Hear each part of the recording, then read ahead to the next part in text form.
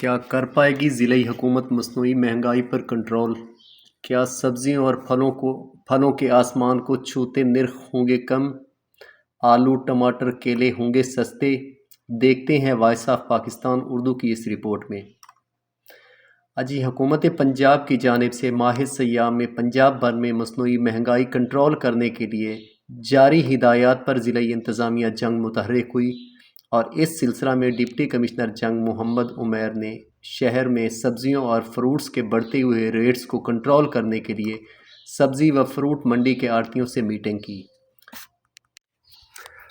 Meeting میں محکمہ زراعت اور سکریٹری مارکیٹ کمیٹی سے آلو، پیاز، ٹماٹر اور کیلے کی ڈیمانڈ اور سپلائی کے حوالہ سے بریفنگ لی۔ اس موقع پر آڑھتیوں کو منڈی میں سپلائی کو برقرار رکھنے اور ریٹس مزید کم کرنے کی ہدایات جاری کی گئیں۔ آڑھتی حضرات کا ضلعی انتظامیہ کے ساتھ مکمل تعاون کرنے اور صارفین کو ریلیف دینے کے لیے ہر ممکن اقدامات کی یقین دہانی کروائی گئی۔ ڈپٹی کمشنر جنگ محمد عمیر نے کہا کہ ماہ مقدس میں شہریوں کو ریلیف کی فراہمی اولین ترجیح ہے۔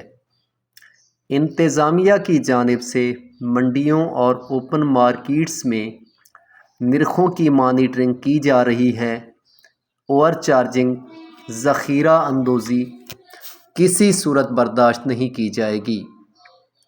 باخبر حلقوں نے نام سامنے نہ لانے کی شرط پر بتایا کہ ڈپٹی کمشنر کی آڑھتیوں کے ساتھ کی جانے والی میٹنگ اس وقت مفید ثابت ہوگی جب منڈی میں موجود پھڑیوں کو بھی کنٹرول کرنے کے لیے اقدامات کیے جائیں گے۔